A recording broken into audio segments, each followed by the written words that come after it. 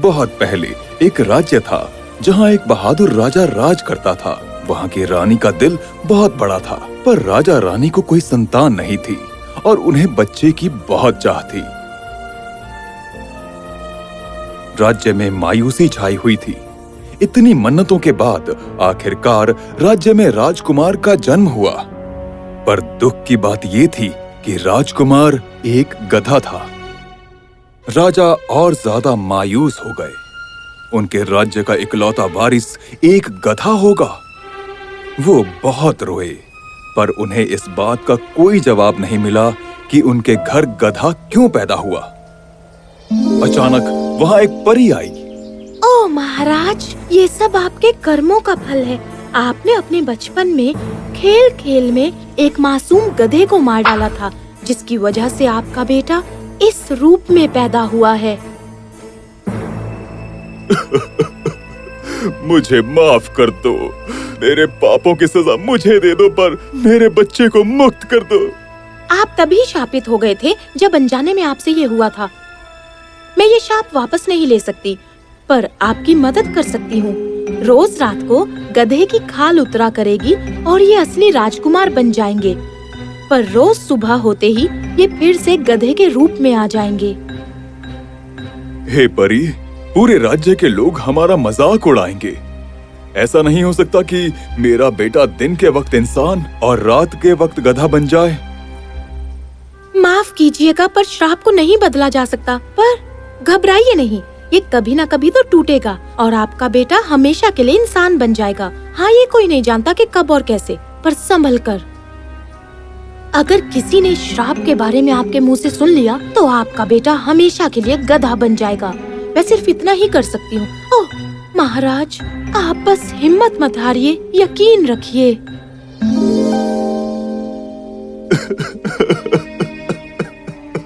महाराज, मैं आपका दर्द समझ सकती हूँ, पर ये मेरा बेटा है, हमारा बेटा, और ये जैसा भी है मुझे बहुत प्यारा है। मैं इसकी परवरिश ऐसे करूंगी कि ये अच्छा राजकुमार बने। रानी की बात सुनकर राजा का दिल पिघल गया और उन्होंने उसे उसी रूप में अपना लिया। उसका नाम रखा थियो। जैसे जैसे वक्त बीता, थियो एक बहुत सुंदर गधा बनकर बड़ा हुआ। उसके लंबे लंबे कान थे। वो सारा दिन इधर उधर छलांग लगाता घूमता रहता, पर रात में वो आईने के सामने बैठकर जब खुद को देखता तो बहुत रोता।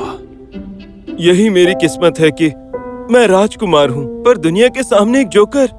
काश मैं किसी को अपने श्राप के बारे में बता सकता।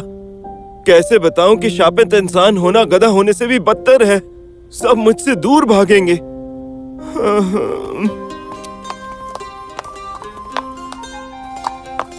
तुम तो कमाल गिटार बजाते हो। ओह, तुम कितने टैलेंटेड हो। क्या तुम मुझे भी गिटार बजाना सिखाओगे? मेरे राजकुमार, मुझे माफ कीजिएगा, पर दुनिया में कोई भी आपको मैंडोलिन बजाना नहीं सिखा सकता, क्योंकि आपके जो खुर हैं, मतलब उंगलियां हैं, वो बहुत ज्यादा बड़ी हैं। राजकुमार अपनी किस्मत को कोस कोस कर थक गया था। उसने अपनी किस्मत को अपने खुर मतलब अपने हाथ में लेने का फैसला लिया। वो दिन रात मैंडोलिन बजाता। वो तब तक नहीं रुका जब तक उसने महारत हासिल नहीं कर ली। राज्य में सब लोग उसकी तारीफ करते।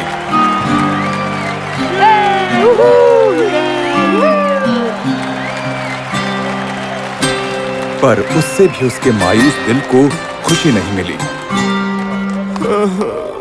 तो एक दिन वो दुनिया की सैर पर निकल गया। सोच में डूबा हुआ वो कई दिनों तक चलता रहा। आखिर जब वो बड़े से लोहे के गेट के सामने रुका तो उसे एहसास हुआ कि वो तो किसी दूसरे राज्य में पहुंच गया है। अरे सुनिए जनाब, मैं एक दूर राज्य का राजकुमार हूँ। प्लीज दरवाजा खोल दीजिए, मुझे अंदर आना है। तुम्हारे राज्य में कोई आईना नहीं है क्या? तुम कोई राजकुमार नहीं हो, बल्कि एक मामूली से गधे हो। ठीक है जनाब, जैसा आप कहें। अब तो सब मुझे अपने खुर में लेना होगा, मतलब हाथ में। दरबान उसका संगीत सुनकर मंत्रमुग्ध हो गया और तभी वो राजा के पास भागा। तो तो मैं उससे मिलना चाहूंगा। तुम्हें भूख लगी होगी। ओह हैंडसम गधे, बैठ जाओ। मैं जमीन पर नहीं बैठूंगा महाराज।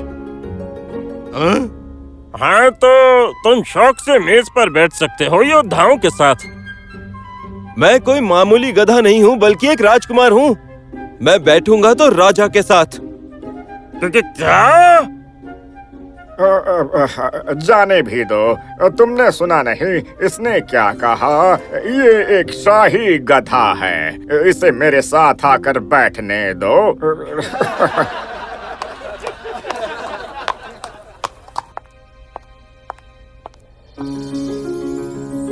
वैसे शायद राजकुमार जी, मेरा मानना है कि आप मेरी इकलौती बेटी के साथ बैठना चाहेंगे। वैसे महाराज, मैंने आपकी बेटी से खूबसूरत लड़की आज तक नहीं देखी।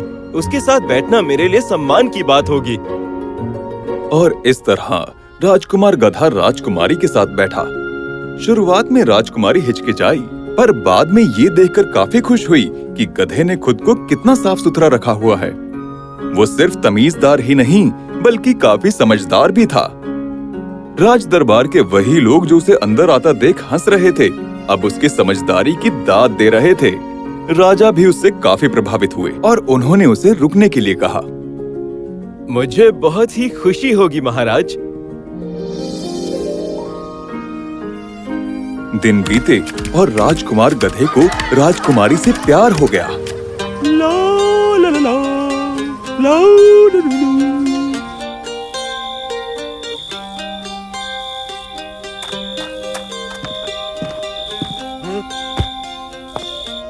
पर इतना काफी नहीं था। मैं राजकुमारी को अपने दिल की बात नहीं बता सकता। अब मुझसे दर्द बर्दाश्त नहीं होता। अब तो बस एक ही रास्ता है। तुम जाना चाहते हो, पर क्यों? मैंने तुम्हें हर एक चीज दी है यहाँ, हीरे, नौकर चाकर, कपड़े, पर तुमने कुछ नहीं लिया। ये बताओ कौन सी चीज तुम्हें मिल जाए तो तुम यहाँ रुक जाओगे? आपकी बेटी। राजा को सुनकर गुस्सा आया। राजकुमारी, तुम्हारी हिम्मत कैसे हुई? पर फिर उन्होंने कुछ सोचा। वो थक चुके थे क्योंकि राजकुमारी सारे लड़कों को ठुकरा चुकी थी और उन्हें गधे से लगाव हो गया था।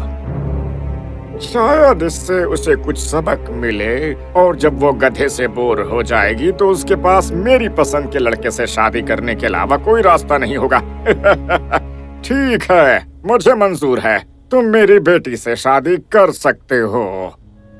राजकुमार को अपने कानों पर यकीन नहीं हुआ, पर यह सच था। पूरे राजमहल को सजाया गया, ज्यादा लोगों को नहीं बुलाया और उस दिन राजकुमारी की शादी हुई राजकुमार गधे से।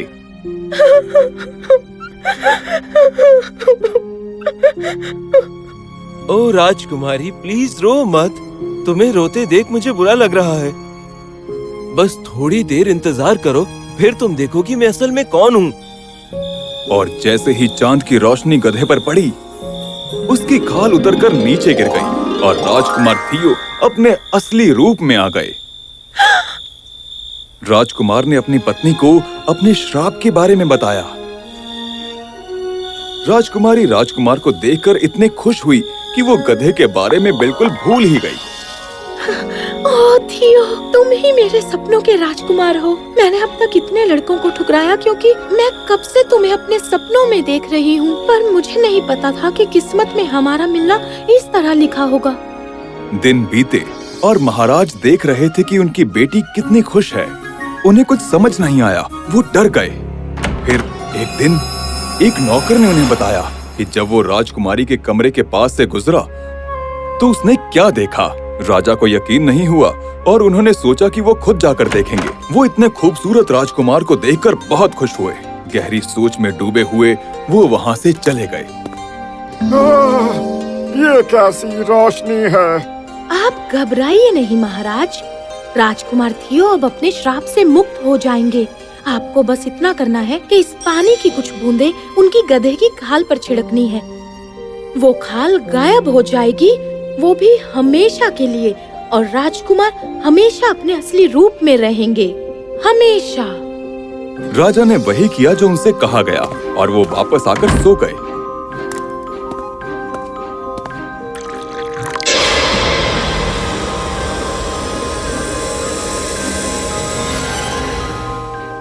अगले दिन।